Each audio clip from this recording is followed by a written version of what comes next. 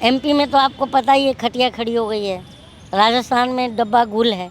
और महाराष्ट्र जो सोचे थे, जो जहाँ जहाँ ये पिछले दरवाजे से घुसे हैं, उस दरवाजे पर जनता बैठी है इस समय। लेकिन ये जो कहे थे, जो महाराष्ट्र में, हमारे महाराष्ट्र में ही आए थे चुनाव में, कहते मैं मेरे फर्स्ट टाइम वोटरों से कहना चाहता हूँ, क्या आपका पहला वोट पुलवामा के शहीदों के नाम नहीं मिल सकता क्या?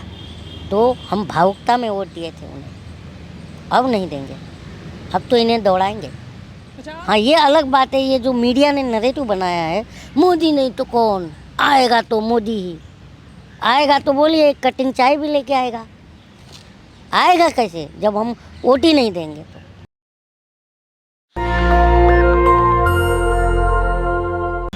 नमस्कार, मैं ज्योति यादव और आप देख रहे हैं नेशनल दस्तक। महाराष्ट्र की सियासत इन दिनों तेज है, जोरों शोरों पर भी है और मुद्दा तो बेहद गर्म है, क्योंकि जिस प्रकार से जहां एक तरफ बीजेपी पर कटाक्ष करते हुए बड़ी बैठक भी की गई थी विपक्ष के द्वारा, तो वहीं दूसरी तरफ किस प्रकार से एकनाथ शिंदे पार्टी में शरद पवार और ये तमाम लोगों की एकजुटता से आपको समझ आ गया होगा कि बीजेपी का सूपड़ा ऐसे तो साफ नहीं होने वाला है। खास तौर पर जिस प्रकार से दल बदलू नेता की तरह पार्टियां बदली जा रही हैं और सत्ता पक्ष में शामिल हो रही हैं, इस विषय पर चर्चा करने के लिए इस वक्त मेरे साथ कलीम शेख मौजूद हैं। मैं जाहिर तौर पर आपसे जानना चाहूँगी, क्या कहेंगे महाराष्ट्र की सियासत पर? महाराष्ट्र की सियासत में बीजेपी साफ हो गई है। वो इसलिए कि शरद पवार साहब को महाराष्ट्र की राजनीति का चाणक्य कहा जाता है, और इस बार जो है गलत पंगा ले लिया बीजेपी ने। इस बार वो साफ हो जाएगी। और क्योंकि तो हाथ मिला लिया गया है। नहीं, हम जनता हैं, हम भी तो महाराष्ट्र से आते हैं, हम भी महाराष्ट्र के वोटर हैं। ओह हाँ, अब तो बहुत दिलचस्प है। माफ़ कीजिएगा, मैं तो ये एक सेकंड के लिए भूल ही गई थी कि जिनसे मैं बात कर रही हूँ उनसे इस बारे में बात करना तो बेहद ज़रूरी है, क्योंकि ये खुद भले ही दिल्ली आकर हमसे खास मुलाकात करते हैं, बातचीत करते हैं, आप लोगों के समक्ष आ जाते हैं, लेकिन रहने वाले तो महाराष्ट्र के हैं। क्या कहेंगे? साफ है, खलबली मच गई है, पंगा गलत हाथों में चला गया है इस बार। तो कहीं ना कहीं ये बात एकदम तय है कि जितने भी बागी हैं जो भाग के गए हैं, इन सब की खटिया खड़ी बिस्तरा गुल है। देवेंद्र फडणवीस के बारे में आप क्या कहेंगे? कहना है कि ये विधायक के पीछे की रणनीति तो उन्हीं की है। देवेंद्र फडणवीस भी वो समझ गए हैं, बीजेपी गलत हाथों में पंगा ले लिया है, और ये देवेंद्र फडणवीस साहब को भी पता है कि लेकिन कह रहे हैं उन्हीं की बागडोर उन्होंने जो संभाल रखी थी, उन्होंने ही मदद करी है भेजने में। एक्सपोज हो गए हैं ना, फिर आप ये जो बात कह रही हो, तो देवेंद्र फडणवीस एक्सपोज हो गए हैं। और उसके बाद आपको पता ही है, क्योंकि हम जनता भी चुनाव का इंतज़ार कर रहे हैं महाराष्ट्र की, कि ये आए। आज के डेट में आपको खुद को भी पता है कि शिंदे साहब की पार्टी के जो एमएलए हैं, विदाउट सिक्योरिटी ये घूम नहीं पाते हैं। तो सबके साथ होता है, विपक्ष के नेता भी। तो शिवसैनिक कितना नाराज़ है, जनता भी नाराज़ है इस वजह से। और महाराष्ट्र की राजनीति में शिवसेना को दरकिनार करके आप राजनीति के बारे में सोच ही नहीं सकती हैं। उद्धव साहब को दरकिनार करके या पवार साहब को, शरद पवार साहब को इग्नोर करके महाराष्ट्र की राजनीति की जो पटकथा है ना, वो लिखी ही नहीं जा सकती। कह रहे हैं नेता जा रहे हैं, एक तरफ तो ये बता रहे हैं कि महंगाई से परेशान है, दूसरी तरफ तो नेता शामिल हो रहे हैं, मतलब बढ़िया पार्टी है। ये शामिल क्यों हो रहे हैं आपको भी पता है। जो हसन मुशर्रफ को आप वो भी गए ना उनके साथ, उनके पर ईडी की बार बार जांच हो रही थी, उनकी तो खटिया खड़ी होनी थी, अब उनकी गिरफ्तारी होनी थी, चाहे जितने भी गए हैं।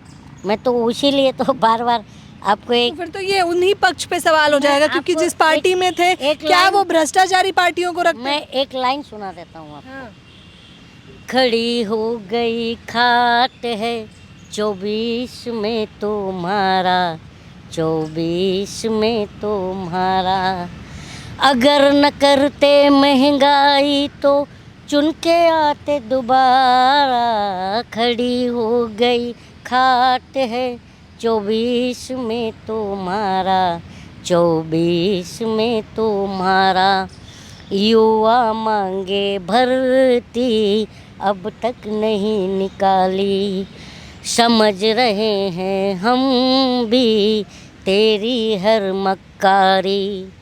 ईडी और सीबीआई के डर से भागा पवार हमारा, खड़ी हो गई खाट है 24 में तुम्हारा, 24 में तुम्हारा। तो मैंने बता दिया अपने लाइन तो 24 को में कौन गिरने वाला है? आप लोग तो अभी भी कह रहे हैं ढीठ बन के अड़े पड़े हैं कि जो छोड़ के गए हैं मैं आप मैं मैं स्वीकार नहीं कर पा रहे हैं। आप पत्रकार हैं, आपको पता होना चाहिए ढीठ कौन है। मोटी चमड़ी, किसी ने कहा था ना मेरी बहुत मोटी चमड़ी है, शायद वो कह रहे आपको हैं पता हो। गालियां खाकर परेशान कर लेते हैं कितना भी, तो लेकिन ये एक बात बताइए, गाली कौन खाता है? मैं तो बोल रहा हूँ, अभी जब दिल्ली इलेक्शन हुआ तो 49 गाली गिनाए थे, ऐसी ऐसी गाली गिनाए थे कि मैं आपके कैमरे पे बोल नहीं सकता। पूरी 49 गालियों की लिस्ट बताई थी।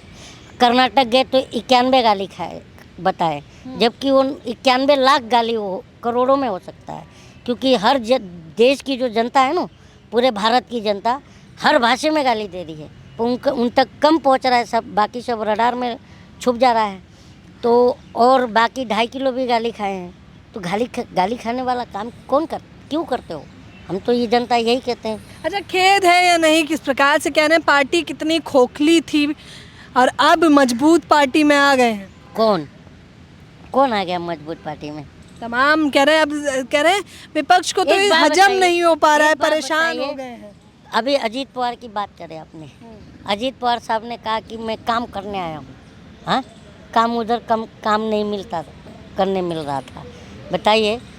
और इसी के पहले जब ज्योतिरादित्य सिंधिया भागे थे तो उन्होंने कहा था कि मुझे भाजपा में मतलब कांग्रेस में इज्जत नहीं मिल रही थी, ये कहा था उन्होंने।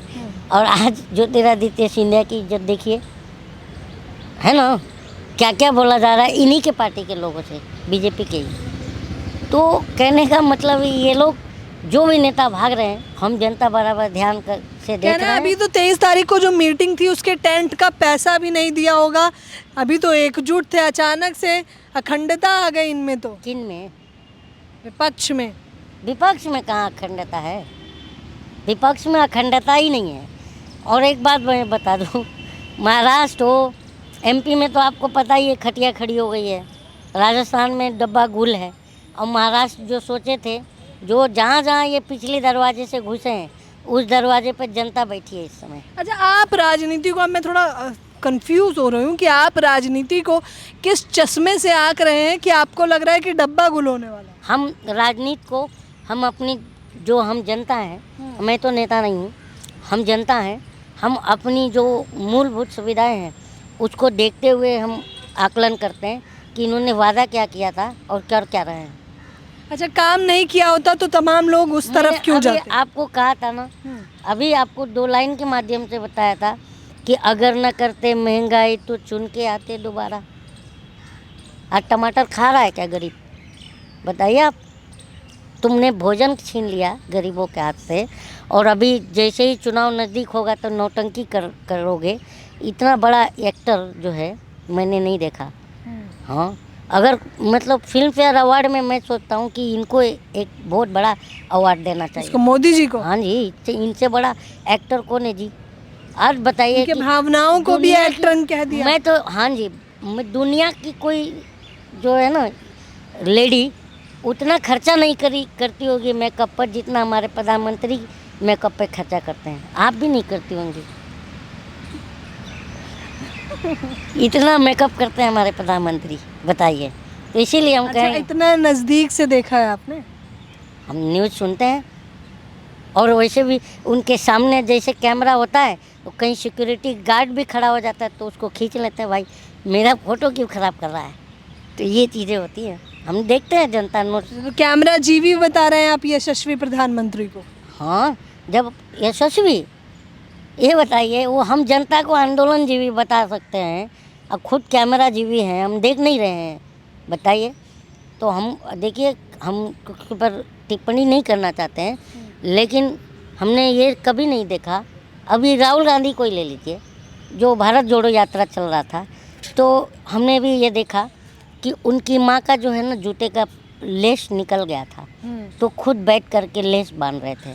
तो उन्होंने किसी कैमरा वाले को नहीं कहा था कि मेरा कैमरा खींच, मैं माँ का लेस बांध रहा हूँ। कह रहे सब दिखावा था, भारत तोड़ो यात्रा थी दिखावा हम वो। वो देखते थे जो माँ से मिलने पहुंच जाते थे कैमरा लेके साथ में, वो दिखावा था। जो जो अपनी 94-95 साल की माँ को नोटबंदी के लाइन में लगा दिए, वो दिखावा था। कह रहे बताइए, उन्होंने लाइन में एक सीख के लिए लगाया था कि देखिए प्रधानमंत्री मोदी की भी माता श्री लाइनों में लगती। प्रधानमंत्री लगते तो समझ में आता, माता को कौन लगाता है, वो नालायक बेटा होता है। मैं मेरी माँ को अगर कहीं तकलीफ में वहाँ बोलूँगा जा लाइन में लग, नहीं, मैं खुद लाइन में लगूँगा, माँ को बिठाऊँगा। आप बताइए आप क्या करेंगी? माँ की इज्जत हम देखिए, हमारे देश हो क्या कहीं पूरी दुनिया हो, माँ की वैल्यू जो है भगवान से जोड़कर, गॉड से जोड़कर देखा जाता है। मैं ये मानता हूँ। प्रधानमंत्री हमारे दिखावा करते हैं। कह रहे हैं तकलीफ इस बात की है कि 2014 में पहले सरकार आ गई और 2019 में तो छप्पड़ पहाड़ बीजेपी की सरकार आ गई और 24 को तो देखिए क्यों आई? क्यों आई? अच्छे दिनों के ना बदौलत। ना ना, उनके तो चुपड़ा साफ हो जाती। लेकिन ये जो कहे थे, जो महाराष्ट्र में, हमारे महाराष्ट्र में ही आए थे चुनाव में, कहते मैं मेरे फर्स्ट टाइम वोटरों से कहना चाहता हूँ, क्या आपका पहला वोट पुलवामा के शहीदों के नाम नहीं मिल सकता क्या? तो हम भावुकता में वोट दिए थे उन्हें, अब नहीं देंगे, अब तो इन्हें दौड़ाएंगे। अच्छा, अब क्या ध्यान में रख रहे हैं? पहले पुलवामा का मुद्दा ध्यान में था, अब क्या क्या ध्यान में? अब ध्यान में यही है कि इनके ही राज्यपाल, जो 4 राज्यों के राज्यपाल रह चुके, वो कह रहे हैं कि हमारी सरकार की गलती से हमारे जवान मारे गए, तो वो हमारे दिल में अब दुख है, और उस दुख को चिढ़ में और गुस्से में बदल कर जा कर के हम किसी भी पार्टी का बटन दबा देंगे, लेकिन अप्रैल फूल कमल का फूल नहीं चाहिए। अप्रैल फूल बता रहे हैं आप कमल के फूल को? हाँ जी, जनता की भूल बता रहे हैं आप? हाँ जी, हाँ, अप्रैल फूल कमल का फूल ये है, अब नहीं आना तो क्या चाहिए। किस पर वोट करेंगे फिर आप? मुद्दों पर। मुद्दों पर तो करेंगे, चेहरा बता दीजिए जरा। चेहरा तो बहुत है। हाँ, ये अलग बात है, ये जो मीडिया ने नरेटिव बनाया है, मोदी नहीं तो कौन आएगा, तो मोदी ही आएगा। तो बोलिए, एक कटिंग चाय भी लेके आएगा कैसे जब हम वोट ही नहीं देंगे? तो इस बार हम बदलाव करेंगे। कह रहे हैं छवि देखिए, मिलनसार मोदी, मिलनसार मोदी। छवि किस बात की छवि है?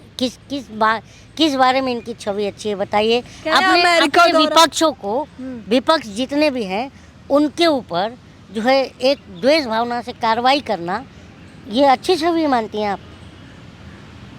ईडी सीबीआई लगाना, उस पर तो कोई टिप्पणी तक नहीं की है आज तक। जिन मुद्दों को आप कह रहे हैं ईडी सीबीआई पे, तो कहा भी नहीं है कि ईडी भेज दीजिए। सबको पता है ईडी सीबीआई क्यों आती है। हम तो इसलिए बोल रहे हैं, हमारे पास तो वो जो बोले ना, अरे हम तो फकीर आदमी है जी, हमारा ये क्या कर लेंगे, हम झोला उठाएंगे चल देंगे। तो झोला हम उठा सकते हैं, हम फकीर है, जनता। ये क्या है? झोला तो नहीं दिखाई दे रहा आपका। किसका? ये आप ही का थैला है क्या? हाँ, ना, मेरे घर पे रखी है वो थैला, जिस पर मोदी जी की फोटो छपी है।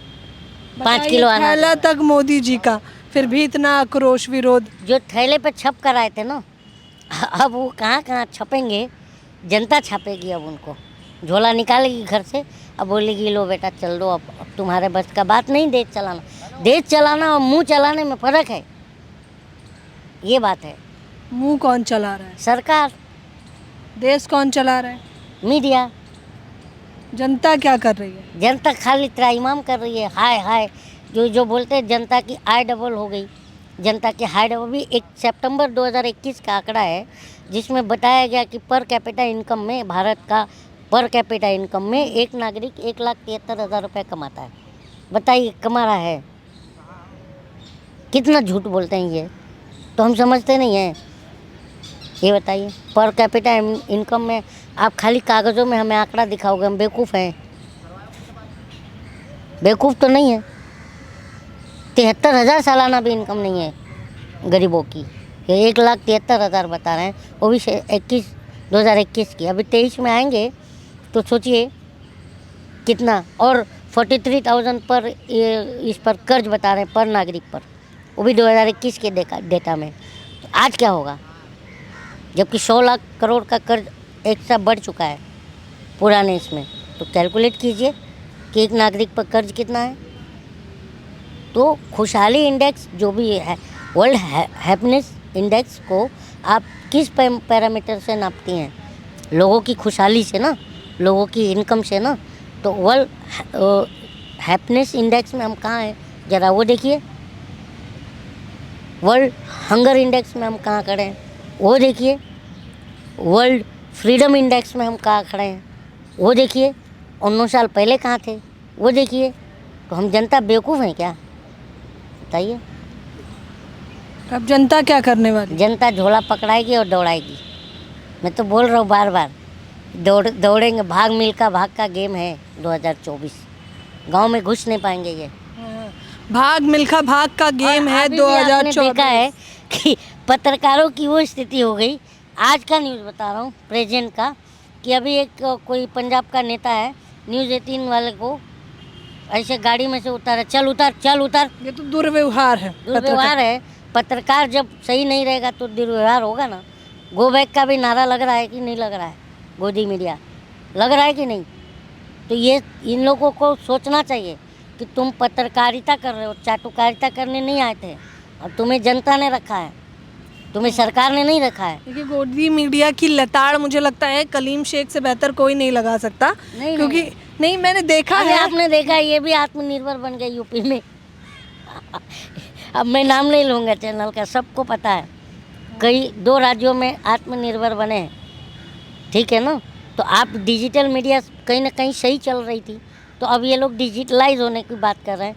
ये नहीं बोल रहे हैं कि हम आत्मनिर्भर बन गए। तो वो अपनी इज्जत छुपाने के लिए बोलते हैं हम डिजिटल मीडिया में आ रहे हैं। तो सब समझती है जनता, ऐसा नहीं बेवकूफ़ है। ये पब्लिक है, ये सब जानती है। तो जाहिर तौर पर महाराष्ट्र की सियासत भी जानती है, राजनीति भी जानती है, अपने मुद्दे भी जानती है, जन आंदोलन भी जानती है, आक्रोश भी। एज पर compare to other state between Maharashtra का पब्लिक, तो आपको बहुत डिफरेंट मिलेगा। वहाँ के लोग जो है ना, मॉब होकर के र्यूमर पर वोट नहीं करते हैं। र्यूमर पर वोट नहीं करते हैं, मुद्दों पर करते हैं। अब मुद्दों पर किए थे तब जाकर के ये स्थिति आपको महाराष्ट्र की दिखी थी। महाराष्ट्र में सबसे ज़्यादा सीटें भी बीजेपी की आई थी। तो अब नहीं है, अब ये साफ हो गए। और शरद पवार से पंगा लेना जो है ना, मतलब महाराष्ट्र में 2 ही नेता हुए, एक बाल ठाकरे साहब और एक शरद पवार साहब। इनसे आगे बीजेपी की खुद लीडर्स इनको बहुत ज़्यादा इज्जत करते हैं। तो शरद पवार से पंगा कितना महंगा पड़ सकता है, अभी तो ये शुरुआत है। आप आगे आगे देखिए राजनीति किस प्रकार से गर्माती है और तमाम लोग अपनी अपनी राय रख रहे हैं।